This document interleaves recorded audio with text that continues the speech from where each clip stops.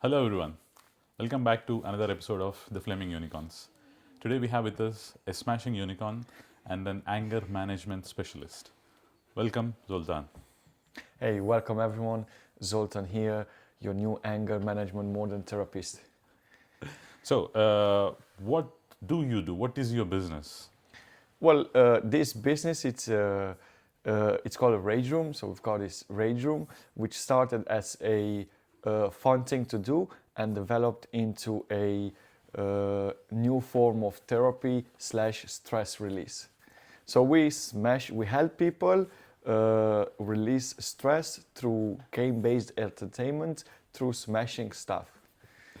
Cool. My first question is, how did you even decide that this is something you want to do as a business? Well, most of the actual businesses, they don't start as a business idea. So this all came originally all the way tracking to the start of it. It began from a woman, So it was I want to smash. I'm angry. I want to smash something, you know. And then we just Googled it. Okay, what can we smash? Smashing things. So and then it just came up that there wasn't something real of a business in Netherlands. Belgium was close by, and then was very popular in Nordic countries, American countries, some in Europe. Was not that popular. Now I see it's increasing. I also believe that stress is becoming a paid product. So and that was the actual beta of it, was really fun, and it relates because most of our clients are also ladies, the majority of clientele, honestly. So ironically. So it actually started from your own frustration, your own need to let it out. Yeah, from someone's frustration, from a lady's frustration to I'll let it out. And then, as men, you just build this up. Yeah. And just could you describe what the timeline was? When did you start this, and where did you start? So we started talking about it with my old companion and one of the guys that was working for me at my other company in summer 2024. Okay. And then I looked at the whole business concept, and because of my other company, I said, okay, it's not that hard to set this up. Will take quite some work, but it's not labor that expensive. And then we started looking for a place to rent already from July, August. And luckily it went quicker than I expected. It's a positive side to be a people person and to have a large network, because you can reach easier into renters as well, especially in a place like Eindhoven, where it's really a brag nowadays to rent something. And then in September we launched our website while we were finalizing agreements. Of course, it didn't went as planned, because then the location, after 2 weeks, they said, yeah, you cannot do this here. Afterwards, we had a little professional conflict because we were allowed to, but then 2 weeks later, we weren't allowed anymore. And now we had to find something quick, without losing our business and clientele, because we had already bookings, quite some bookings, to be honest. Yeah. We had to reschedule. I think around 70-80% of the clients understood that, and we rescheduled, and then around 20% was a refund. Well, what wasn't that bad back then. And soon after, we also found another location, which allowed it. Awesome. I'm curious to know also, like, who are you? Where are you from? What is your background before you became the therapist? Okay, so before starting this business and while starting it, I was still studying. So I'm half Romanian, half Hungarian, and I came to Netherlands to study. So my first very study was IT. I said I'm gonna be a hacker. It didn't work out. It's not my lifestyle. Back then, and I'm trying it still now. I'm the type of person that wakes up at 5, 6, 7 a.m. So early bird, right? But programming means that you're gonna sit down to your computer at 10 p.m. to fix or to do one small thing. At 4 a.m. you're still there. Oh my God, this doesn't go well. And then at 5 a.m. your alarm rings. This doesn't go together. And then I switched studies. I studied international business, and while starting this business, I had another business luckily, which I started in my second year of study. It's a moving company, the Easy Move. That helped a lot, to be honest, because without Easy Move, this job would have been a nightmare. The whole cost, everything, it really optimized it because we had all of these people working as movers that we could use. You know, we had the big vans that you could use. We had materials already because a lot of clients that we have, when they move into a new place, they also dispose stuff. And then instead of disposing, we said, okay, let's give it another life. We take it to the rage room, you know, and then other people use it to smash, and then we can dispose it afterwards. You know, so it made it easier somehow. So that was really fun. I finished studies and I already had two businesses running because this was actually a pretty good business. I think it because it's very new and it's a real business concept and it's not something similar around. It caught up really quickly. Like the first ad we did, Meta, Instagram, Facebook, it just boomed. It was cool as well to watch, you know, people smashing stuff. Our first ad, the introduction statement was somebody in the office smashing stuff, and the second sequence goes in a shop, people go angry, smash stuff, you know, and then we introduced this in Eindhoven. And then we had clients from all around, from Belgium, Germany, Netherlands, from Groningen to Velno, all kind of people, which is crazy, right? Yeah. So when I wanted to try this, like I think a couple of years ago, when I was going through some real frustration. I'm like, okay, is there any way? And then I honestly didn't find anything in the region. I think if I remember correctly, the closest one was in across the border in Belgium. So good catch. Also, I want to quickly thank you for highlighting the struggles of a programmer in a very Yes, subtle way. not easy. Awesome. Um, could you talk a bit about how do you source the materials for people to smash? I know you have predominantly three categories, so glass, furniture, and electronics, if I'm not wrong. How do you get them? Where do you get them?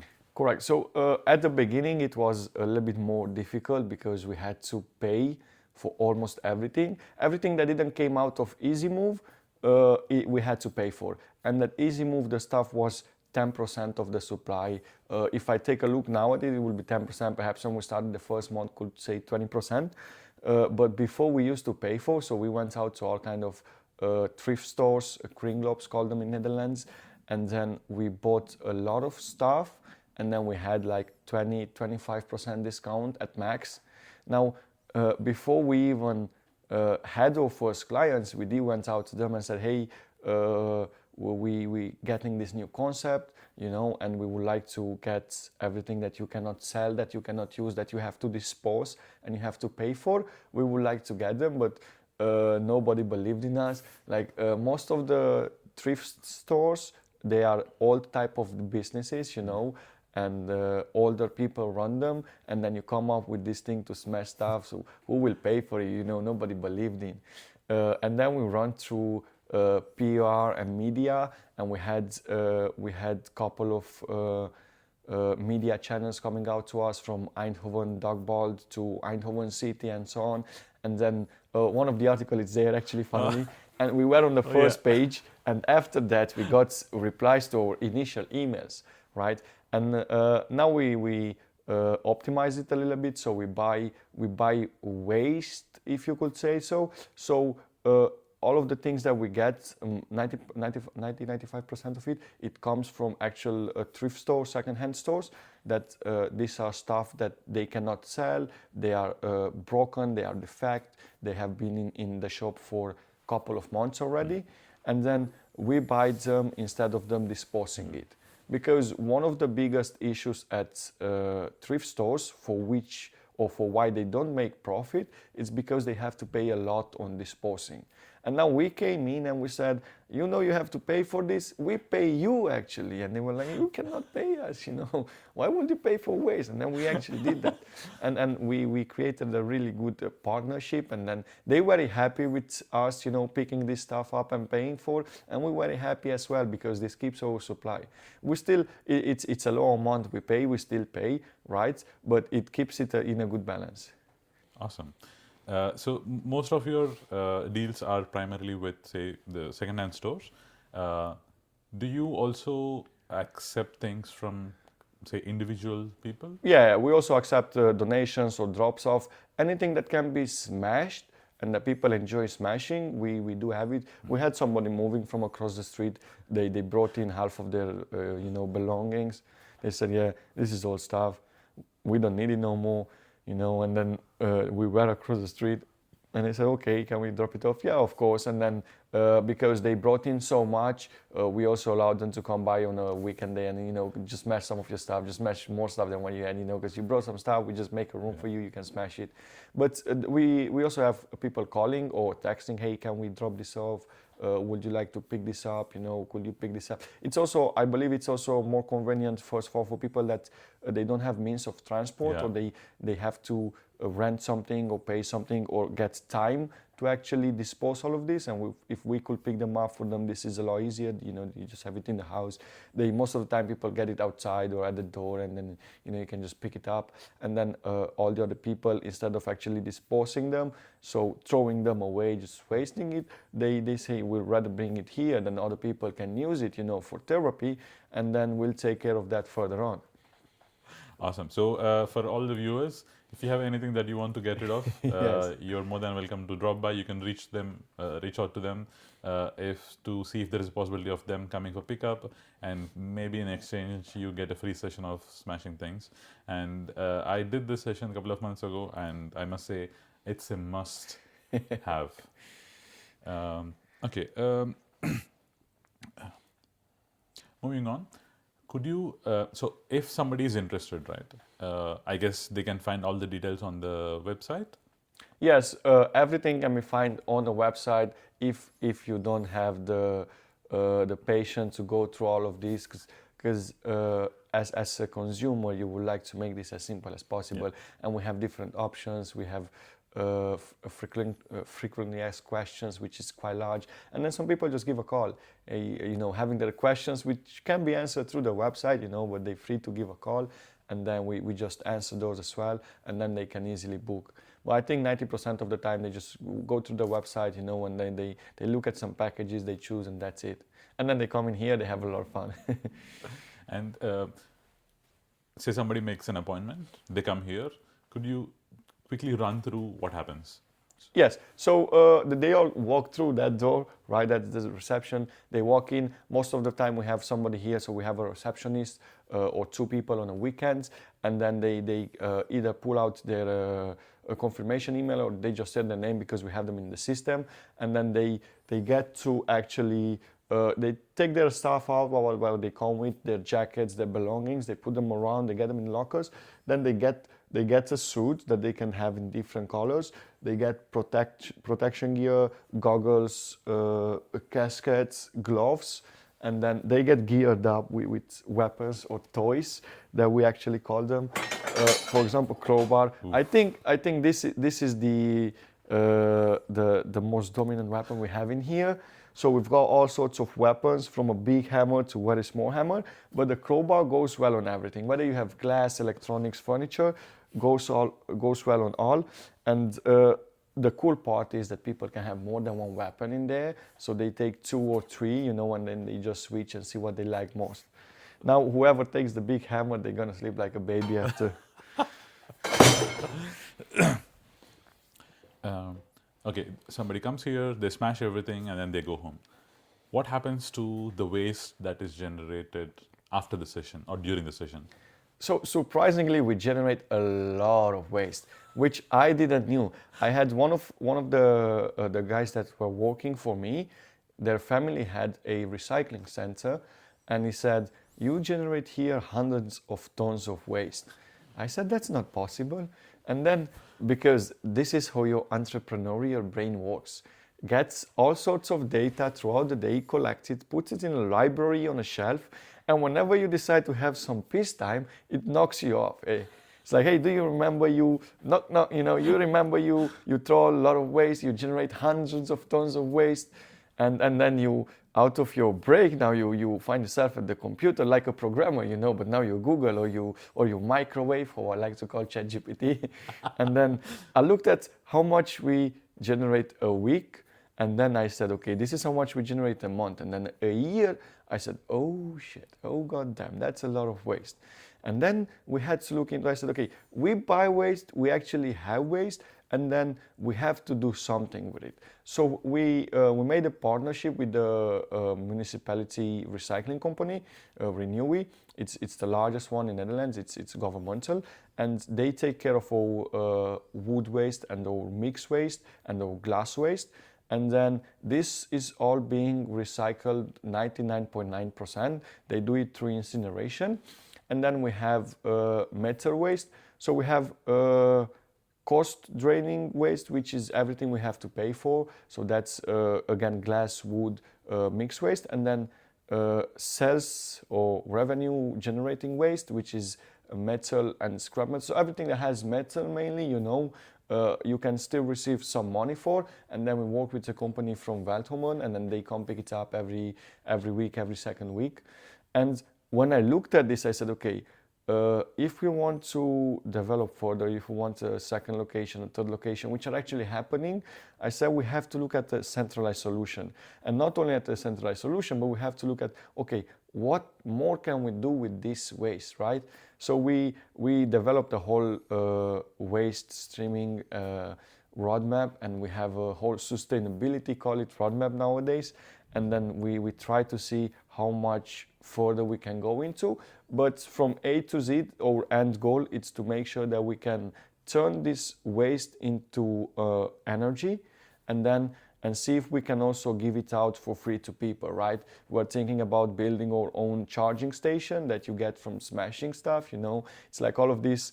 When you go in a very busy subway or train station, you have these machines that you do push-ups or squats, and then you get a free ticket. Now we turn that around and we say, you smash stuff, you can charge your car for free, something like that. Of course, this comes later down the road, but we're working on that. Awesome. That's really interesting. Could you talk a bit about, say, the financial side of it? Like how much did it cost upfront to set up, and what are the maintenance costs, and what kind of revenue do you have right now? Yeah, so it's at the beginning, it was a nightmare. So we started with this plan, okay, it's gonna cost us 20K, that means location, construction material, people, everything you need to have your doors open. And then from 20K, we went over 50 to 60K. And that's mainly because of the location. Yeah, this is what means to be an entrepreneur, right? So you get your plan on, but you'll face all sorts of issues that they come out of nowhere. They knock on your door like fresh bread at bakery, and you have to deal with them. That's the issue. And we said that was also because before I used to have a partner, and that was our crossing point as well. Before we actually started this, because he was working for me, I said, "Are you sure that you can have these financials to support in case something happens?" Awesome. And he said, "Yeah, of course, sure." But things didn't go as planned, and then it couldn't keep up no more, and we had to split. But going into financials purely, so because our first location was in Stripe S, and then Microlab, which is a very creative-based concept as well there. I work there. There you go. That's fine. So that was our initial planned location, but it didn't go through, right?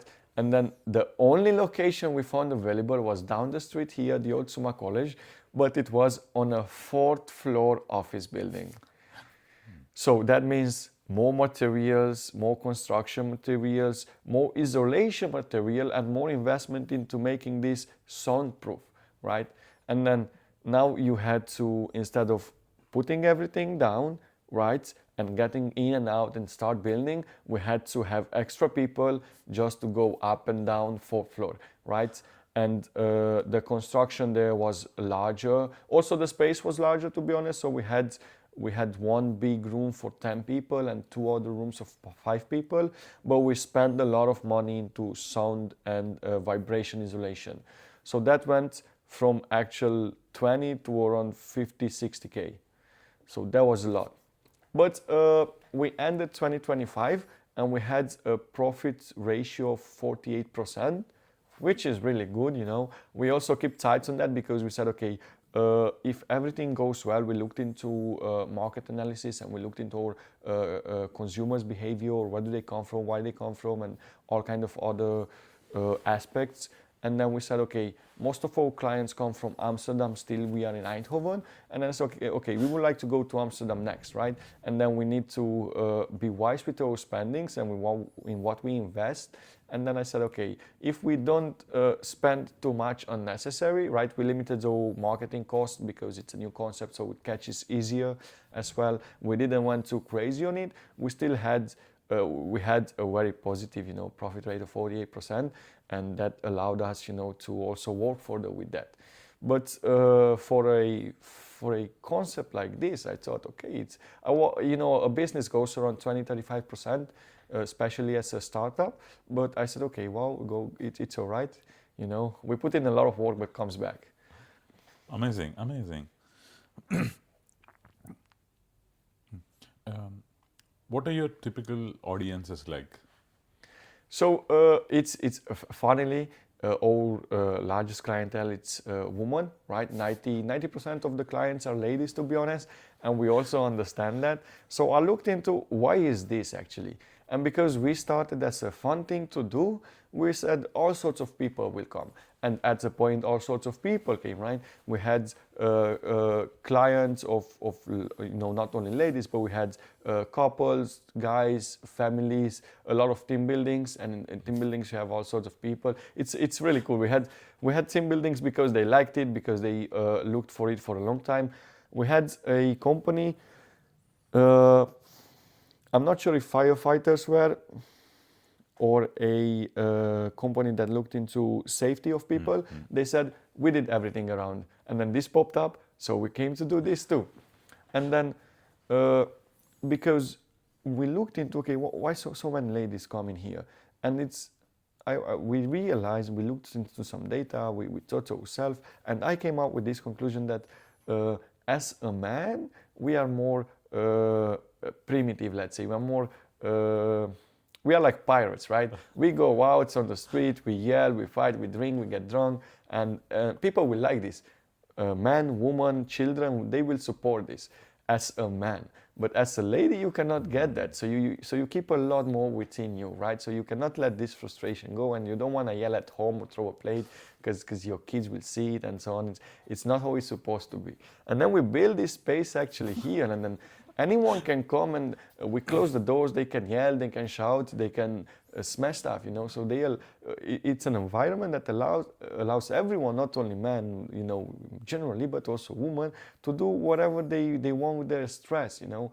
And it's actually a release form, and that's why most of our clients are ladies. But then it comes, if we take a look at ages, it's very popular between 25 to 35, 40, something like that. Of course, you get all of the ranges. We had people from the youngest client we had was 4 years. Oof. So yes, if you younger than 18, you must be accompanied by an adult or by parents. And then you know, parents just called, hey, I want to come with my son and daughter and wife, but they 4 and 6. Can they come along with us? As long as you're inside with them, that's all right. And kids had an amazing time. And we had the oldest client, I think, was around 75, 78, and they had a great time. Like the old man, you know, he wasn't a sportive man, but they went in the room and they smashed everything in 15 minutes, and he wasn't dead. Most of the people, when they come out, they like, yeah. you sweat, you're tired, if you drink something and you eat, you're gonna fall asleep. But the man was still in a good shape, you know, and I was amazed myself. So you get to see all sorts of people here. That's really cool. Is there a dream object or dream thing that you would like to smash? Well, I tried some of the stuff. I think when you do this, because you build it, it's just like a chef. When you're in a kitchen, you cook all of this, and we have this saying that the chef has enough just with the smell, you know.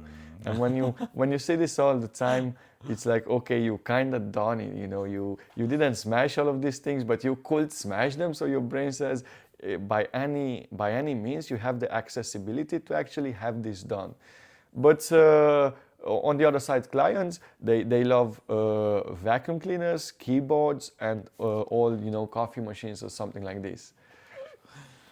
I think keyboard is quite popular because of a couple of Hollywood movies.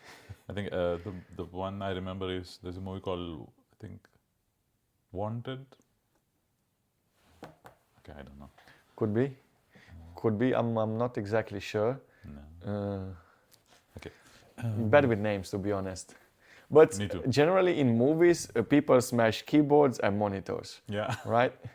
because that's the representation of software engineers. Yes, as well. I mean, anyone, and also office people, you know.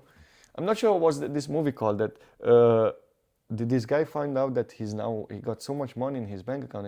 He used to work in an office, and then he goes in and then he smashes the keyboard out to his colleague, you know.